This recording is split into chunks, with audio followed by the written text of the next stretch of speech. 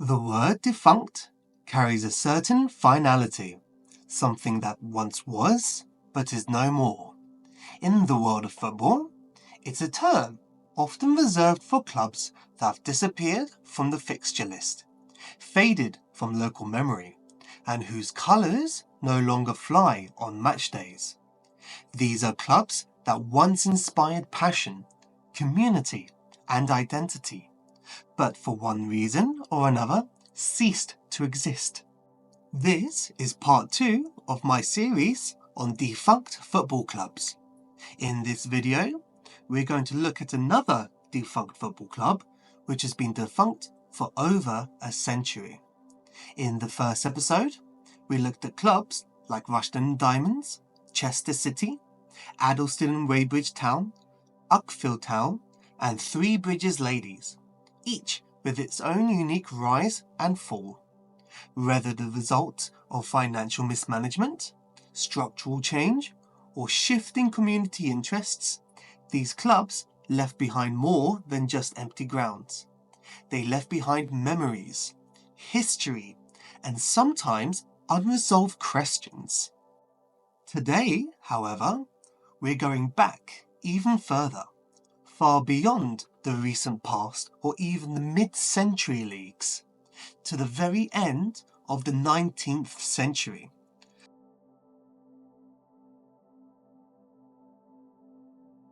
The club we're exploring this time didn't fold due to bankruptcy or relegation or dwindling attendances. It existed in a time when simply forming a football team was an act of defiance, a statement, and in this case, a revolution. The team in question is the British Ladies Football Club, formed in 1895 and dissolved just 2 years later in 1897. But those 2 years were anything but quiet.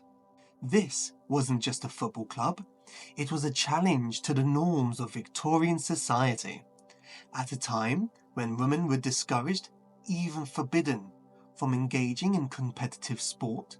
The British Ladies Football Club was established with the express purpose of changing minds and breaking boundaries.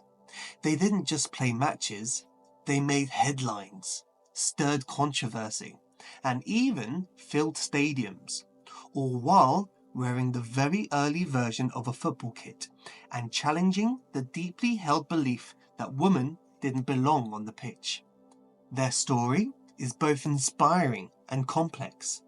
On the surface, it's a tale of early pioneers of women's football who fought against ridicule and restriction, but beneath that is a nuanced narrative of class, gender, media attention, and the very definition of what football was allowed to be. The club's matches weren't always taken seriously by the press, and yet the crowds still turned up. The players weren't always treated with respect, but they still took to the field. For 2 fleeting years, the British Ladies Football Club stood as a beacon for change, and then, just as quickly, it vanished. So, in this episode, we're going to uncover what really happened. Who were these women?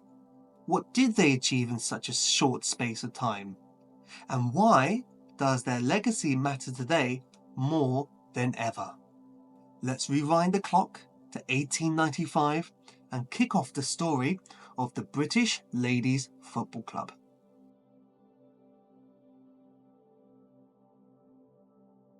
They stepped onto the pitch with long wool skirts and high buttoned boots, faces framed by caps and ribbons. From a distance, they might have looked like they'd wandered from a garden party onto a football field. But these were no idle spectators.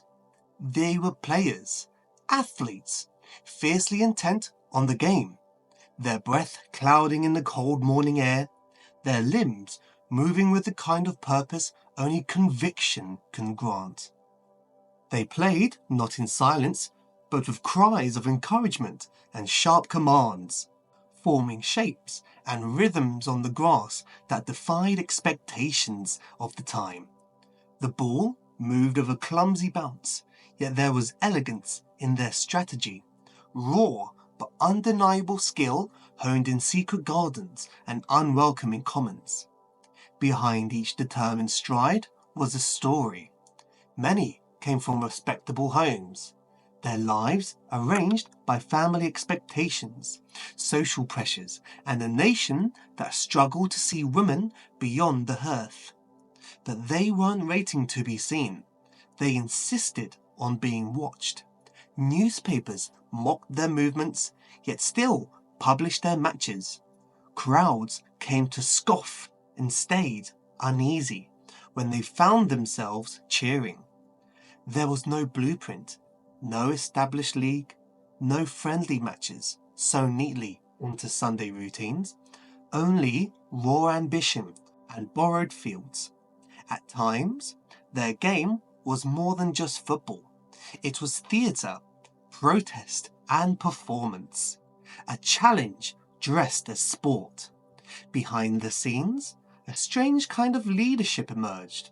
One figure, who went by the name of Nettie Honeyball, a pseudonym as provocative as her mission, had summoned the press with bold declarations and stubborn vision.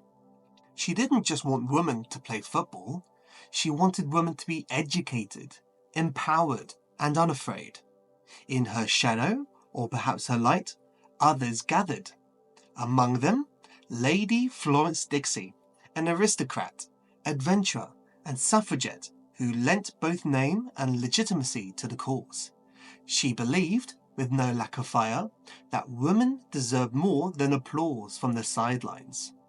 They trained where they could, often in secrecy, and played with rules adapted to their abilities, or at least to what the era allowed. Injuries were common, but the greater wound came from ridicule. They read their reviews with clenched jaws, torn between pride and shame, and still they returned to the field again and again, skirts flapping against shins bruised by both boot and bias. They carried on, not always as a cohesive unit, but as individuals bound by the shared knowledge that something extraordinary was happening. They were not the first to kick a ball in defiance, but they were among the first to do so with an audience. The shock of their appearance, women as players, not prizes, had the air of revolution. History would not remember them kindly or for so long. Their names faded quickly, eclipsed by quieter women and louder men. But in those early matches, beneath grim skies and the watchful eyes of a skeptical nation, they carved out a shape of freedom. Brief, vivid, unrepeatable. A team? Yes. But more than that. A question posed to the future. What if we never asked permission?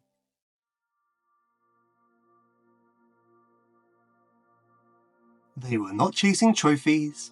There were no official cups to win, no medals to hoist, no stadiums to echo with their names.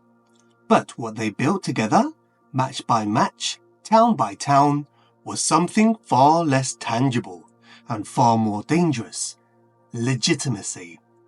In 1895, when the British Ladies Football Club formally assembled, the very idea of women playing football in public was an affront. It was dismissed as improper, even unnatural. Yet, they organised a nationwide tour, from London to Brighton, from the Midlands to the North. They brought their game to crowded parks and dusty fields, drawing thousands of curious spectators. The crowd wasn't always kind, but it was there, and so they were. The team split into sides, North versus South, and began a series of exhibition matches, some reaching attendances of over 10,000.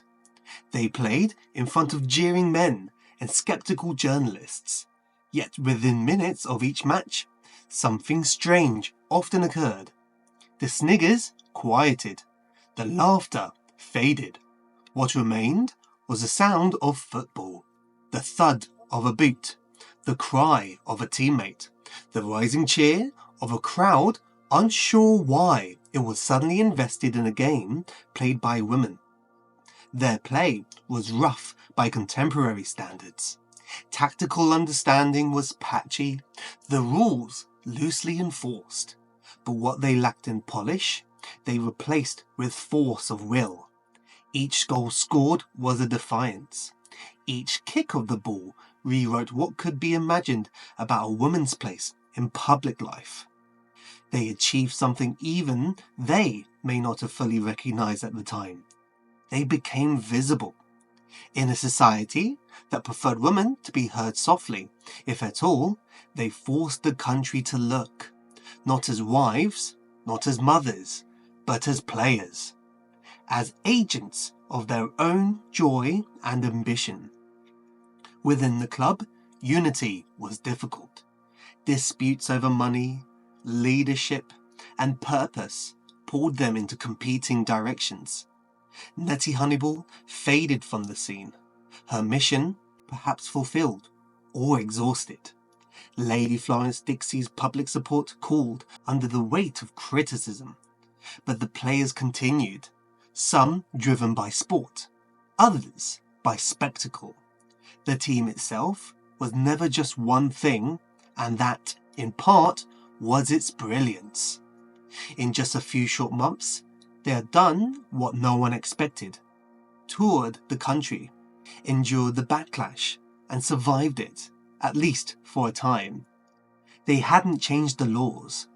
They hadn't gained institutional support, but they had planted something in the minds of those who watched, a flicker of what might be possible. The British Ladies Football Club didn't last. Internal divisions and public scorn would wear it down. But before they vanished, they cracked something in the shell of Victorian propriety. They created an incandescent moment, a new image. A woman running, not away from danger or toward domestic duty, but towards a goal, a ball, a chance. What they achieved was not permanence, it was pressure. And pressure, left long enough, always leaves a mark.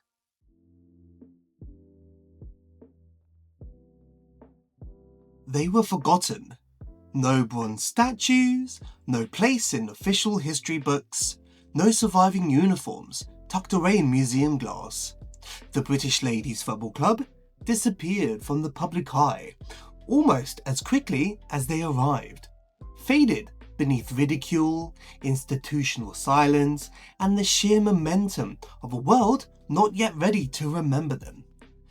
But just because something vanishes does not mean it leaves no trace. Their matches, strange and electrifying in their day, were early tremors of something far larger.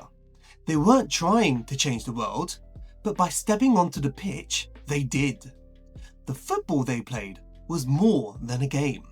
It was a refusal to wait for permission, a refusal to stay invisible. Today, across stadiums that hold tens of thousands, women's football is no longer a novelty. It's a force. From packed crowds in Barcelona and London to the thundering roar of World Cup finals watched by millions across the globe, the sport has grown into a movement of global proportions.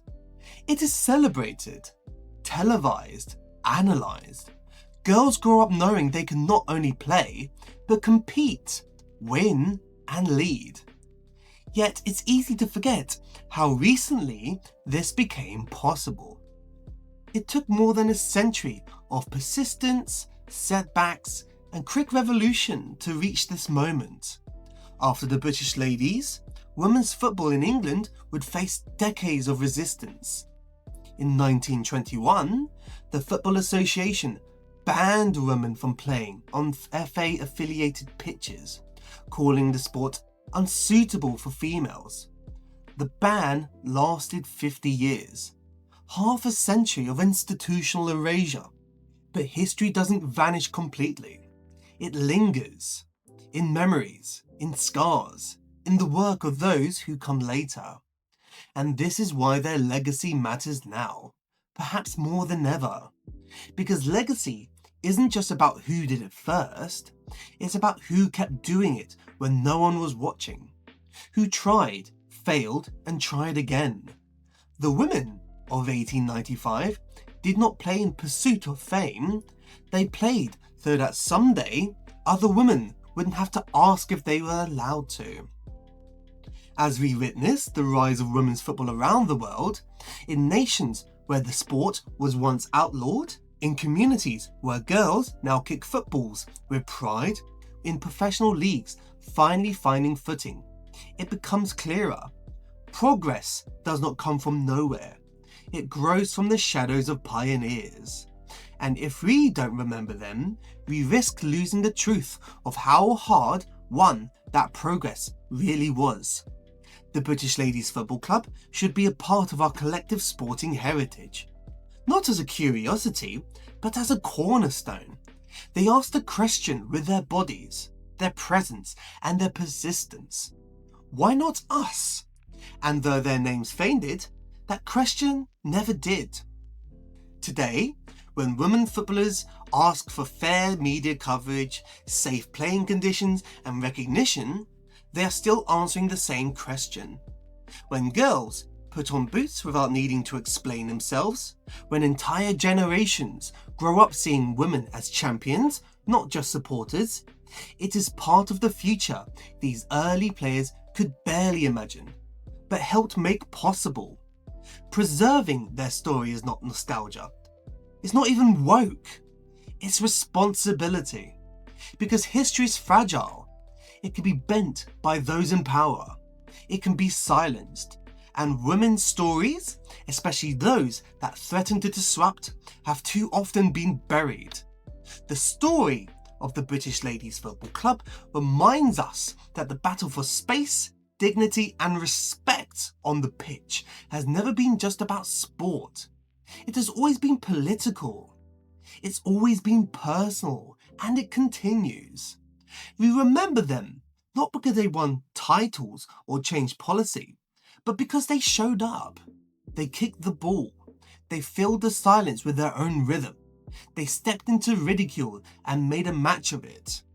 Their legacy is not measured in goals scored, but in doors cracked open. So when the next girl laces her boots, when the woman scores in front of a roaring crowd, when we celebrate the sport without apology, we carry them with us. Not ghosts, but foundations. Not forgotten, but waiting to be seen. The British Ladies Football Club did not end with a final whistle, but with a slow unravelling. An idea unprotected, undermined, and quietly shelved.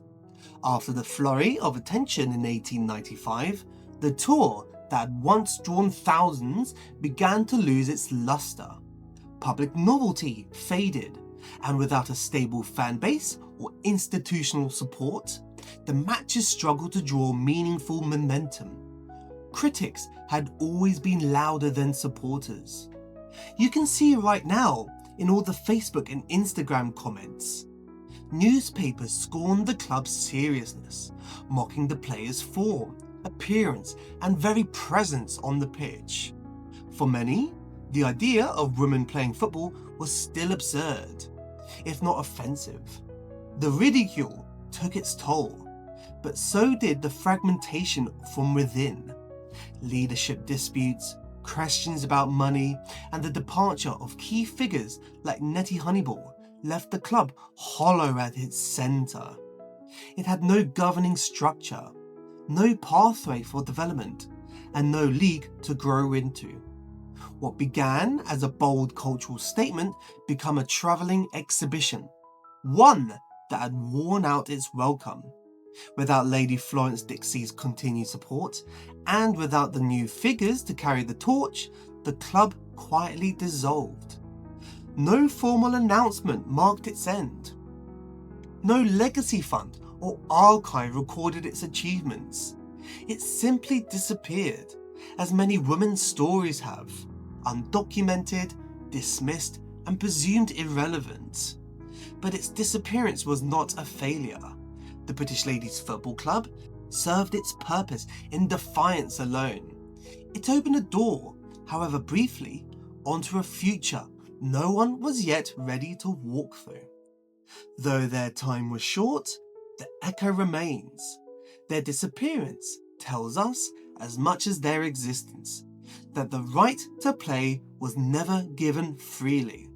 It had to be taken and taken again, each generation, until the game belonged to everyone. Hello there! It's been a while since I've done a kind of outro like this on one of my videos. I mean, I don't know, it's just been much more easier editing without me looking at myself and hearing myself at the same time. But especially with a video like this, I wanted to give my last thoughts, especially after doing a video like this. So firstly, I just wanted to give my complete gratitude for those of you who have watched my first Defunct video and have returned for the second one. You might have viewed the first one, you might have subbed from the first video itself. I mean, even the comments, you know, you have a right to comment on the content that I give you, and I like to think I can always give it back, whichever context the comment is. So I really want to thank those of you who have made the effort and brought about your own knowledge into the subject of certain things. I know there's a lot of things I wouldn't have known if people didn't comment on my first video. Things that I learned more about with, you know, Addleston and Weybridge and Rushden and Diamonds, and fans who used to go watch Chester. So it's very informative for me as a football fan for so many years to still learn so many new things and things that few fans have experienced. So it's something that I really do enjoy reading about. When I started this YouTube channel earlier this year, I would consider myself, I'm not even to the point of learning to walk, let alone any other stuff that humans do. I don't even know what they do half the time. But the purpose of me doing a YouTube channel was essentially two things. One, to develop and to enhance my style of speech, and also the ability to storytell. And you know what, storytelling has been something that I've worked a lot more on. I mean, hopefully, if you're still watching at this part of the video, you'll know that I'm still learning different sort of styles and techniques of storytelling, because writing to a great extent was never my forte. Likewise with speech. I guess I don't really have a forte in everything, but hey ho. Anyway, those are my two priorities with doing this sort of thing.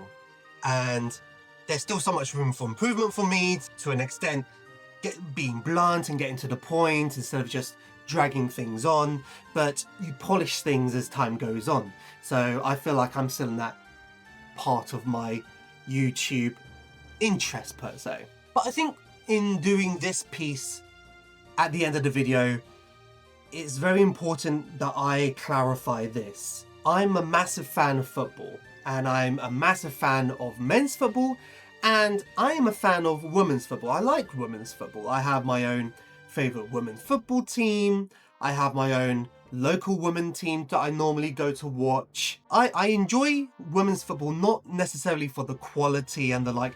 I watch it because I really like football, and I really enjoy people who also love playing football to play it. I think a lot of people in the world, especially on social media, really drum on this notion about the quality of women's football, and they have a say in these sort of things. I mean, I don't agree with them, but they have a right to speak aloud their opinion, and if their opinion is right, then I would agree with them, you know what I mean? Recently, from me doing this part of the video, recently a couple of days ago, it was the England women against Wales women in the Euros, and it was the Chelsea versus PSG World Club World Cup game. And I don't want to say this to bring about the idea of me just being a simp or just trying to get that surprise factor. I didn't even know Chelsea was on. I mean, it could be for me just because I'm not a fan of the Club World Cup, and people are fans of the Club World Cup, and that's fine. Some people are not a fan of the Club World Cup, and that's fine. I've watched more women's football compared to the Club World Cup. And if you're someone who watches more of the Club World Cup than the women's football, that's fine. I'm just saying, I completely forgot how it was on. The England game finished 6-1. And I thought, okay, let's just watch a bit of Sky News. And then I realised Chelsea won 3-0. And I'm like, oh. But I feel like if I had known that Chelsea was on, I might have switched the TV channel But I wouldn't really stay on the Chelsea game for long. I'd want to watch the England game much more further, because that's just how I personally am as a fan. And whether you feel that is a right way of being a football fan or whether it's a wrong way of football fan, is not necessarily my problem. And if you personally feel it is woke to like women's football, that it's woke to storytell their history, I feel like that's more of a you problem. And I would only apologize that you feel this way. And I would like to think there comes a time in your life that you can appreciate women's football, not to the extent of watching it for its quality or the like, but because you're just watching 22 players on a pitch enjoying the sport. My perception is there's still a lot of work to do for the women's game. There's things that I agree with women's football, about there being more coverage and like. There's things I disagree with women's football, especially with the pay. I feel it's more of a economical business perspective on how people should be paid within football, instead of just saying it's a gender thing. That's the thing I disagree with, because you can swing it the other way with female-dominated businesses and female-dominated interests. Why aren't men being paid the same sort of thing? There's a reason why. And with that, if you were to ask me, I'm coming a bit more of a tangent about men's football and women's football. If you ask me, should women be paid the same as men? It's not a yes and no answer for me. It's a not yet answer. Right now, women aren't paid nearly as much as the men's, but I feel like when a lot more fans enjoy the sport, when ticket prices are the same as the men's, then the women's sport can aspire to pay women the same as men, if not even more than men. If you're bringing in a certain amount of money that brings in more comparing both genders, then the one that brings in more of the money should be the one that is able to be paid more, because then they're not losing on that money. However, I do digress. At the end of the day, even though I did say all that sort of stuff, I'm a massive fan of women's football. And now that the 2025-26 season is coming very soon, I'm really looking forward to watching a lot more women's football as much as the men's. My goal for this season is actually to try and visit every single WSL ground. So that means some Sundays I might have to go to Manchester, I might have to go to Liverpool, to the seaside per se. And I'm really looking forward to that. Not because, oh, it's just something to do with content, oh, this guy's just trying to get in the good books of women, how woke is he? It's because I also just enjoy travelling around England. I mean, I'd love to one day visit Barcelona women, Lyon, Wolfsburg, just as much as I'm looking forward just to watching their men's teams. And that's my perception on both the men and the women within the sport of football. The main thing that I would like to think I've brought to you, which I've learned myself, is to always remember why women's football is on a trajectory going up now, and the battle that it had to go through so much in yestercentury. I think that's the main thing to remember. When people always comment about the quality of women's football, they were banned for 50 years. That's something to always have to take into account. Imagine men's football was banned for half a century and women were allowed to play football. Then how would the quality in comparison of both genders be? That's something that I always want to try and just keep in the back of my mind talking about women's football. And what they are is a sport and a game that is, to great credit to themselves, forever growing, and the fans are so lovely to watch and see that they're supporting their favorite team. So who are we to say that they shouldn't just because they're watching a sport of another gender? So from all this, I really do hope you enjoy this series that I'm making. For my third installment, I'm thinking of bringing back another 5 clubs. I'd really want to talk about Bury, but even though they do have a Phoenix club now, I wanted to learn a bit more about Steve Dale, about how a man could just ruin a whole football club and a community after so many years. I mean, I've just made a theorem just now about horrible football club owners. So again, it's a series that I'm progressively learning about all around England and potentially all around the world.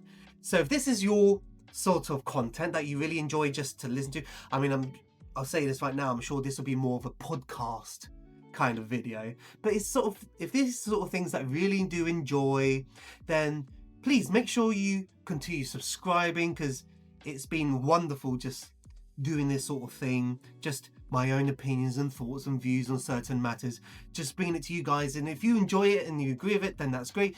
If you disagree with it, then again, that's great. I'm sure there's things that I would disagree that you have an opinion on, but that is the nature of the beast. That, at the end of the day, is football. So make sure you like, comment, subscribe, and as always, I'll see you soon.